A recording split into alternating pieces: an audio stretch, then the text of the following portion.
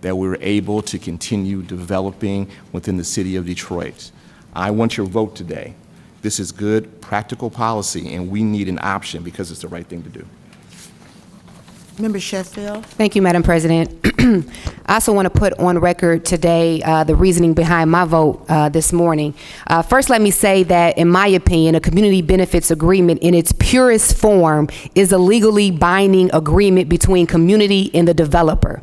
Anything short of that, I don't care how we dress it up or how we make it sound or what we call it, is not technically considered a community benefits agreement. This alternative that is being presented by my colleague, Councilmember Benson, does present a very good framework and structure, which I generally do support. However, it misses the most crucial and important element of a CBA, and that is that the community have legal standing.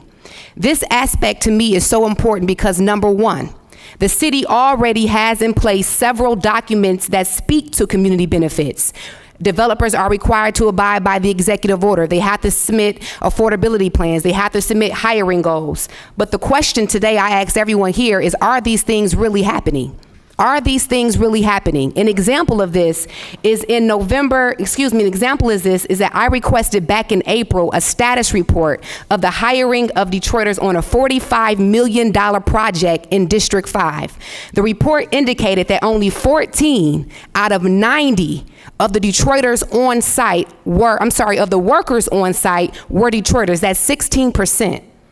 The number should have been, based on city enforcement and the agreement in place with the city, it should have been 46 workers on site, or 51%. This is a true example that city enforcement clearly is not enough, and this is unacceptable.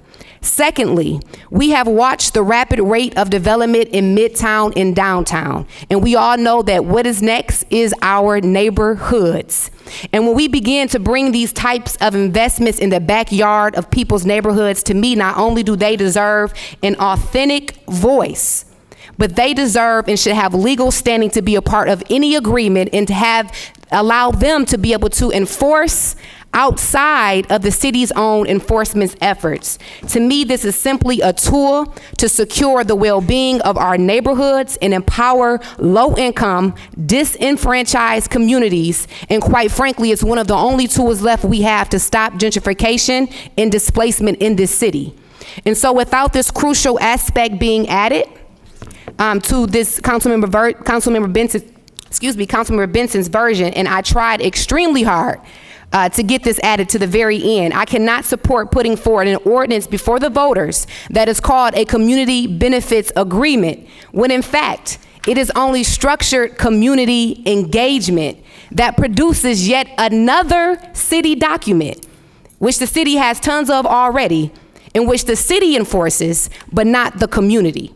And I want to say to the business and development community of this city that my vote today is not against development. And I hate that the argument and the narrative is being framed as such, because my vote today is not against it. I'm not against the progress that is taking place in the city, and I'm not voting to hinder the momentum that we're seeing in our city. I have been pro-business, I have been pro-development, and I will continue to be pro-business and pro-development, and I think my votes and my record thus far have proven that. However, I am equally pro-community. And I am discontinuing to let the community and its tax dollars be used without a real benefit to those affected. Lastly, I want to say, as far as the community's initiative ballot version, that I have listened closely to every single side of the arguments. And I do believe that there are room for improvements. But I do believe that most of the issues can be addressed in two sections of that ordinance. Section 14-12-3 states that although community benefits shall address certain issues, that does not mean that the parties are required to reach an agreement providing any particular benefit. Section 14-12-5 states that any developer may request from this body a resolution exempting it from the requirements of entering into a community benefits agreement. So that says to me that it gives this body the authority to exempt any development in this city from entering into a CBA if we deem it's necessary. So I want to thank all those who have been a part of this process, and I will continue to work as long and as often as necessary to create an ordinance which honors the community's investment and right to be at the table, while also protecting developers' investment and their ability to bring their projects to completion. Thank you, Madam President.